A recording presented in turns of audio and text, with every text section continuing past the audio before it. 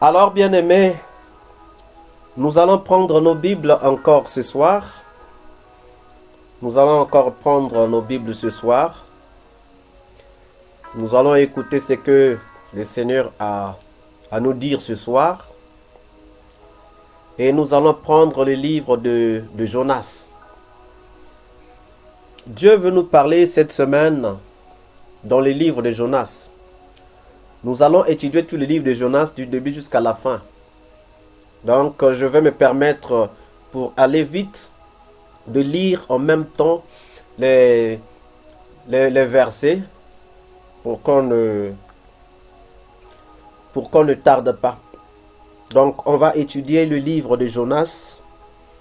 Donc, on va commencer par le lire. Et au fur et à mesure, on va expliquer parce que le Seigneur veut nous donner des enseignements vraiment très grands dans ces livres-là. Alors, donc, nous allons prendre le livre de Jonas. Nous allons commencer par le chapitre 1. Nous allons commencer par le chapitre 1. Et nous allons d'abord lire du verset 1 jusqu'au verset 3. La Bible nous dit, donc, Jonas chapitre 1, du verset 1 au verset 3. La parole de l'Éternel fut adressée à Jonas, fils d'Amittai, en ces mots. Lève-toi, va à Ninive, la grande ville, et crie contre elle, car sa méchanceté est montée jusqu'à moi. Et Jonas se leva pour s'enfuir à Tarsis, loin de la face de l'Éternel.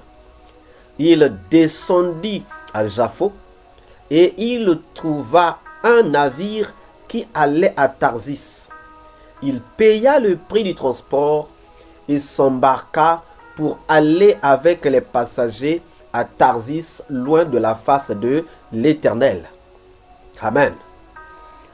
Donc, bien aimé, ici, dans les 3 premiers versets que nous avons lus, Dieu s'adresse à Jonas. Jonas est un prophète de Dieu. Et Dieu lui adresse ses paroles. Dieu a constaté quelque chose. Il y a la ville de Ninive. La ville de Ninive est rentrée dans tellement trop de péchés que le niveau de ces péchés est arrivé tellement haut. Le niveau de ces péchés est arrivé tellement haut que Dieu se dit, il faut que j'envoie un prophète. Il faut que j'envoie un envoyé.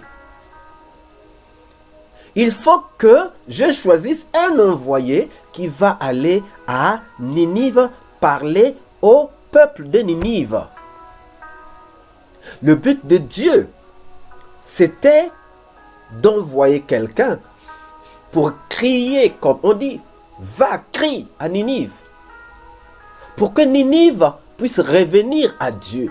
Pour que Ninive puisse oublier ses fautes, se repentir de ses péchés, de ses fautes. Dieu avait vu que la direction que prenait Ninive n'était pas une bonne direction. Ninive était en train de se détacher de Dieu. Ninive était en train de se détacher de Dieu. Et donc Dieu a dit non, ce peuple-là est en train de se perdre. Il faut que j'envoie un prophète pour parler à ce peuple. Et c'est pour cela que Dieu va regarder et il va donner cette mission à Jonas. Il dit à Jonas, lève-toi et va à Ninive, la grande ville, et crie contre elle, car sa méchanceté est montée jusqu'à moi. Donc c'est comme si, quand tu commets un péché aujourd'hui, c'est un niveau. Quand tu viens commettre un autre péché, le niveau augmente. C'est comme lorsqu'on construit une maison. Ce passage, c'est comme ça que je peux l'expliquer. Donc c'est comme si, chaque fois qu'il commettait de péché, Le niveau augmentait, le niveau augmentait, le niveau augmentait. C'est comme une maison, on met des briques, on met la première ligne, après on vient supposer d'autres briques, après c'est comme ça, la maison commence à monter, à monter. Et il dit, Dieu dit que va crier contre la grande ville, car sa méchanceté est montée jusqu'à moi. Et Jonas se leva pour s'enfuir à Tarsis, loin de la face de l'Éternel. Donc Dieu demande à Jonas, Dieu confie une mission à Jonas. Va à Ninive. Mais malheureusement, ce que Jonas fait, c'est que Jonas s'enfuit. Il s'enfuit. Et la Bible dit que non, Jonas s'enfuit à Tarsis, loin de la face de l'Éternel. Donc il descendit à Japon et là il trouva un navire, il a payé son billet, il est pour lui partir.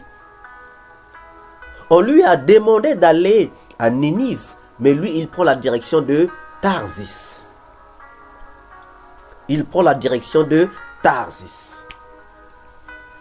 Parce qu'il veut aller loin de la face de l'Éternel. Il ne veut pas accomplir la mission que Dieu lui a donnée. Alors bien aimé, on va d'abord s'arrêter là. Avec ces trois versets. Pourquoi Jonas refuse? Pourquoi Jonas refuse? Pourquoi Jonas prend une direction contraire? Dieu lui dit, va à Ninive, lui, il va à Tarsis. Bien-aimé, c'est ce que nous faisons, nous aussi, aujourd'hui. C'est ce que quelquefois nous faisons, nous aussi, aujourd'hui. C'est-à-dire, nous avons la direction de Dieu. Dieu nous donne une direction à suivre. Nous faisons le contraire. Dieu nous donne une mission. Mais nous refusons de faire la mission. Et c'est ça que Jonas avait fait. Jonas a fait ça en son temps. Mais nous aussi, nous le faisons en notre temps maintenant. Il y a des gens à qui Dieu a parlé. Ils ont compris le message que Dieu leur a donné. Mais ils se sont abstenus de faire cette mission-là. Ils se sont abstenus de faire cette mission-là. Pourtant, Dieu t'a dit une chose, mais tu n'as pas voulu faire la mission. Tu n'as pas voulu faire ce que Dieu t'a demandé de faire. Nous aussi aujourd'hui, nous le faisons, bien-aimés.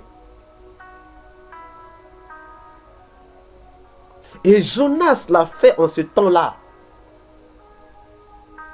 Et nous aujourd'hui aussi, nous copions Jonas. Mais est-ce que c'est bien de refuser de faire une mission que Dieu te donne? Tu vas avoir quel avantage si tu refuses une mission que Dieu te donne? Tu vas avoir quel avantage si tu refuses d'accomplir une mission que Dieu te donne? Lorsque Dieu te donne une mission, il sait pourquoi il te donne cette mission. Quand Dieu te donne une mission, il sait pourquoi il te donne cette mission. C'est qu'il t'a formé avant cette mission-là. Il t'a formé pour l'accomplissement de cette mission.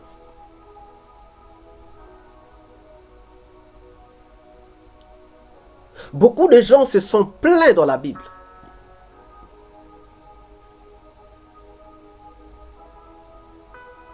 Par exemple, dans le livre d'Exode, Moïse va même dire à Dieu, « Ah Seigneur, envoie-moi qui tu voudras envoyer. » Exode chapitre 4, verset 13 et 14. Oh Seigneur, envoie qui tu voudras envoyer.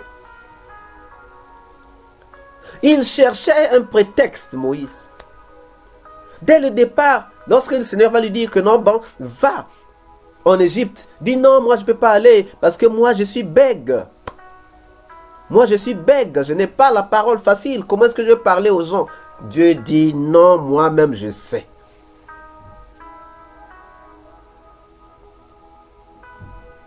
Lorsqu'il appelle Jérémie, Jérémie était tellement trop jeune que Jérémie va dire, ah non, moi je suis pour moi jeune. Dieu dit non, avant que tu ne sois né, moi je te connaissais.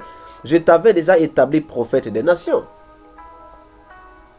Donc Dieu lui-même sait ce qu'il a mis au-dedans de toi. Dieu lui-même sait qui il peut envoyer.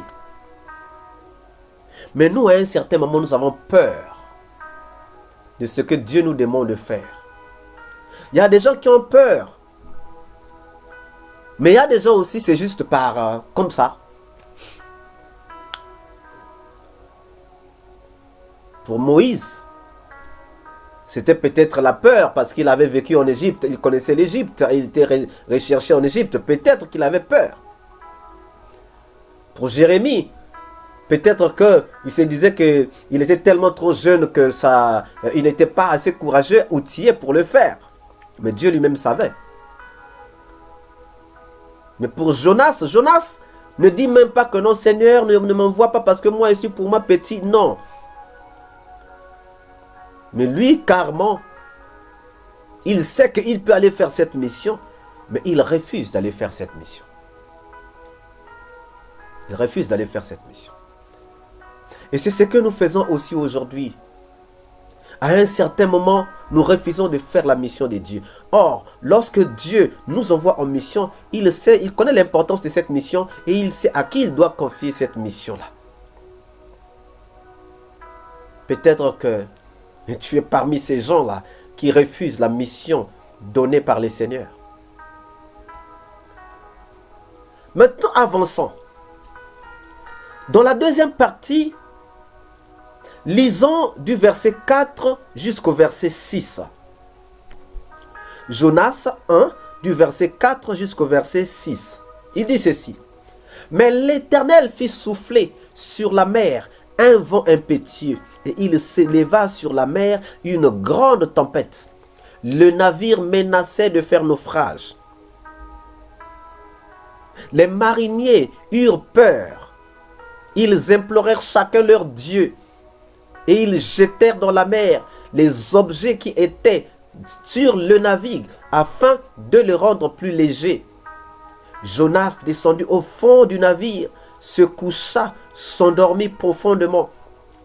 Le pilote s'approcha de lui et lui dit, « Pourquoi dors-tu? Lève-toi, invoque ton Dieu. Peut-être voudra-t-il penser à nous et nous périrons. Nous ne périrons pas. » Bien aimé, donc dans cette deuxième partie, c'est que lorsque Jonas refuse de faire ce que Dieu lui a demandé, lorsqu'il rentre dans le bateau pour s'enfuir, il se passe quelque chose. Il se passe quelque chose, bien aimé. Ce qui se passe, c'est que Dieu va envoyer un grand vent sur la mer. Et la mer va commencer à s'agiter. La mer va commencer à s'agiter. Et le navire va menacer même de faire naufrage.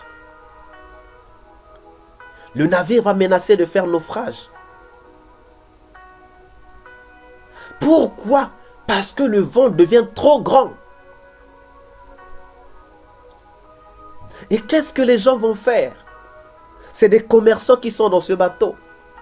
Ils vont se dire que, avec les objets que nous avons dans le bateau risquera de s'enfoncer. Et ils vont commencer à prendre les objets de commerce, les marchandises qu'ils avaient. Ils ont commencé à jeter ça dans la mer pour que le bateau soit léger, pour qu'il ne puisse pas s'enfoncer.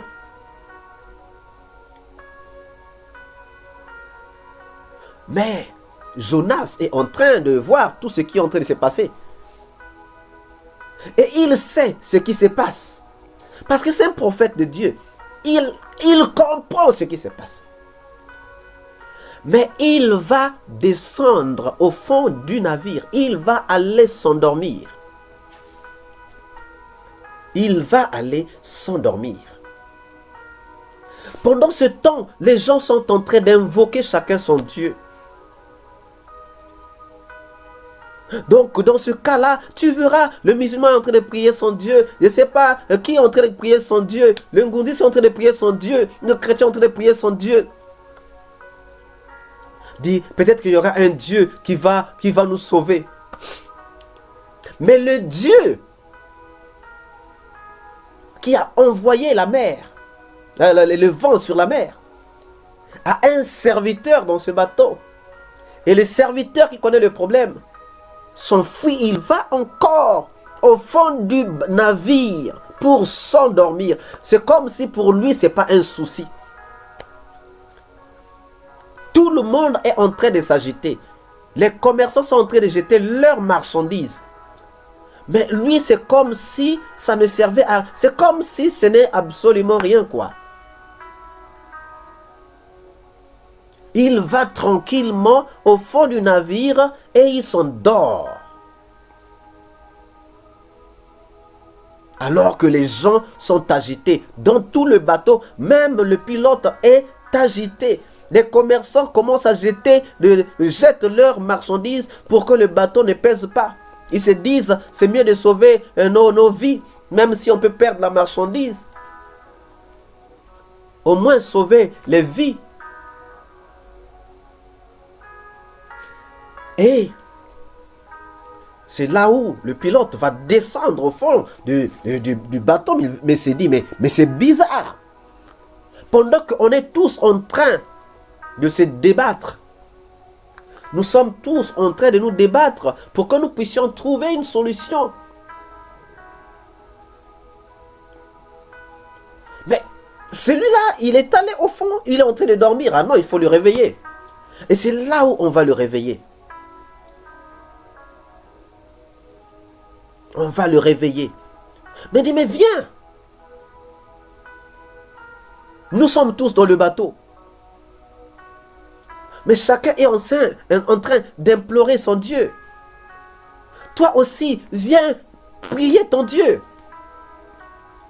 Viens implorer ton Dieu. Peut-être que ton Dieu va nous exaucer. Peut-être que ton Dieu va nous sauver de cette calamité.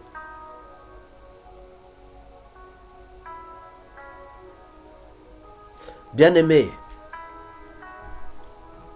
regardez ce qui va se passer maintenant. Lisons maintenant à partir du verset 7. Lisons à partir du verset 7 jusqu'au verset 9. Et ils se dirent l'un à l'autre, venez et tirons au sort pour savoir qui nous attire ce malheur. Ils tirèrent au sort et le sort tomba sur Jonas. Alors ils lui dirent, dis-nous, qui nous attire ce malheur? Quelles sont tes affaires et d'où viens-tu? Quel est ton pays et de quel peuple es-tu?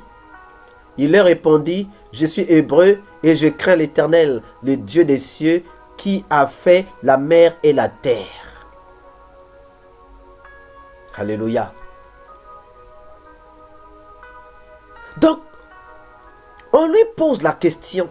D'abord, lorsqu'il vient, les gens se disent, il faut que nous puissions voir qui nous attire ce malheur. Oui, bien-aimés, il y a des malheurs qui sont attirés. Il y a des malheurs qui sont attirés. Ces gens-là ici disent, tirons au sort. Faisons un tirage au sort. Nous devons savoir qui nous attire ce malheur. Et donc ils ont commencé à comprendre que ce malheur n'était pas juste. Ce malheur n'était pas naturel. Ce malheur avait une raison. Ça dit non, ce malheur a une raison. Maintenant, pour trouver la raison, on fait un tirage au sort. Et ils ont tiré au sort. Et lorsqu'ils ont tiré au sort, le sort est tombé sur Jonas. Donc le sort est tombé sur Jonas.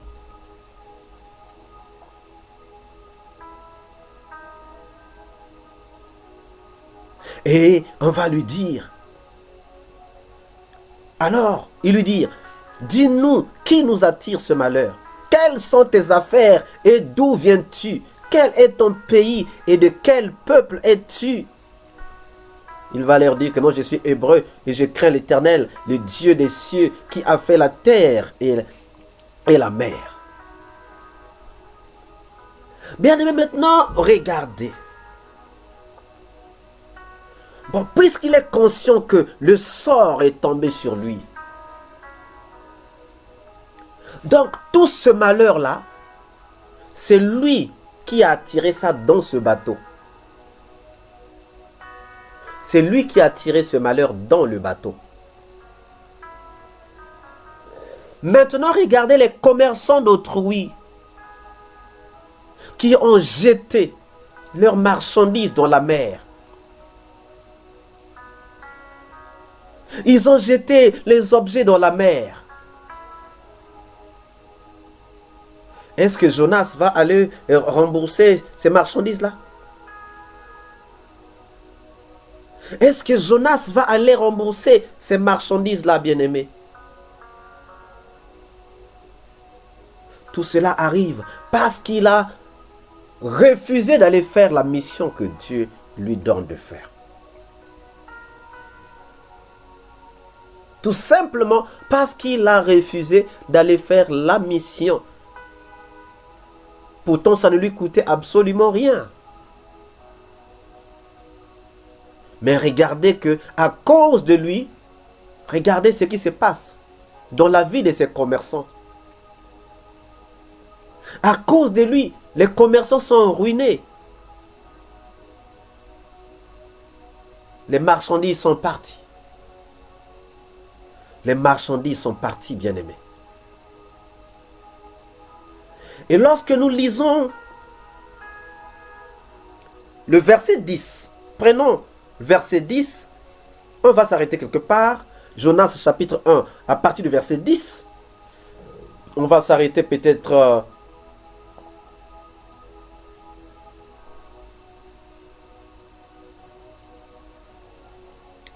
on va lire jusqu'au... on va aller jusqu'au verset 14. Jusqu'au verset 14. Oui, jusqu'au verset 14. Donc, Jonas chapitre 1, 11 à 14. Ils lui dirent, que te ferons-nous pour que la mer se calme envers nous? Car la mer était de plus en plus orageuse. Il leur répondit, prenez-moi et jetez-moi dans la mer, et la mer se calmera envers vous, car je sais que c'est moi qui attire sur vous cette grande tempête. Ces hommes ramaient pour gagner la terre, mais ils ne le purent parce que la mer s'agitait toujours plus contre eux. Alors ils invoquèrent l'Éternel et dirent, ô Éternel, ne nous fais pas périr à cause de la vie de cet homme, et ne nous charge pas du sang innocent, car toi, Éternel, tu fais ce que tu veux. Puis ils prirent Jonas, verset 15, puis ils prirent Jonas et le jetèrent dans la mer, et la fureur de la mer s'apaisa. Ces hommes furent saisis d'une grande frayeur de l'Éternel, et ils offrirent un sacrifice à l'Éternel et firent des vœux. Alléluia. Donc, bien aimé, là nous avons lu toujours Jonas chapitre 1, mais du verset 1, donc nous sommes arrivés jusqu'au verset 16. Donc, lorsqu'on lui dit maintenant, puisque le sort est tombé sur toi, puisque tu reconnais que toi tu crains le Dieu qui a créé la mer et les cieux, qu'est-ce que nous allons te faire pour que ça se calme? Et vous voyez Jonas, au lieu même de dire que non, bon, attendez, je vais prier, je vais demander pardon à Dieu, ça va se calmer. Non, lui il va même dire que non, jetez-moi dans la mer. Au lieu même de demander pardon à Dieu, au lieu de dire, Père, j'ai compris que je n'ai pas pris le bon chemin, mais je vais aller. Non, non, non, il dit, jetez-moi dans la mer. Donc, c'est comme s'il a dit que je préfère même mourir. Jetez-moi dans la mer. Quel courage! Est-ce que dans la mer, il pouvait nager? Mais il dit, non, non, non, jetez-moi dans la mer. Mais bien aimé, il y a quand même un enseignement ici. Jonas avait confiance à son Dieu. Jonas savait que plus il allait continuer, plus la mer allait continuer à s'agiter. Et la fin, c'est que Dieu allait toujours les rattraper.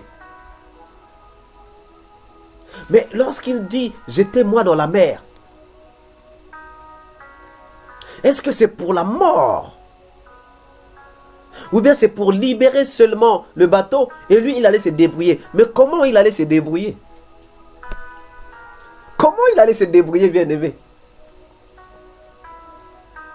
C'est là où je trouve ça intéressant. Prendre le courage de dire que non, jetez-moi dans la mer. Non, Jonas avait une sûreté quelque part, bien-aimé.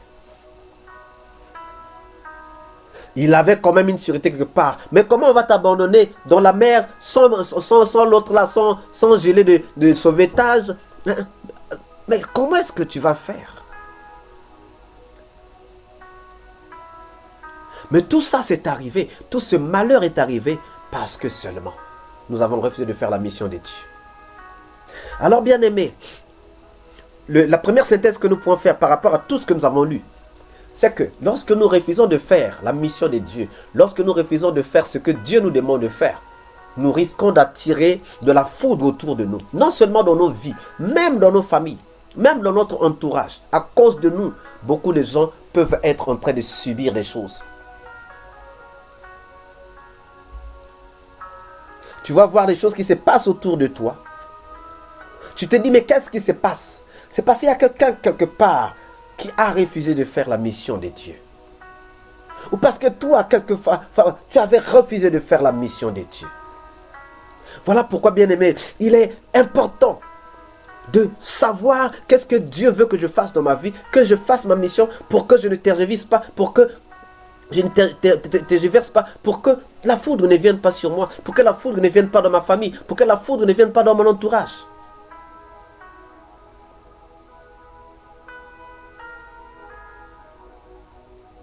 Ça, c'est la première synthèse que nous pouvons faire pour ce que nous avons lu jusqu'à aujourd'hui.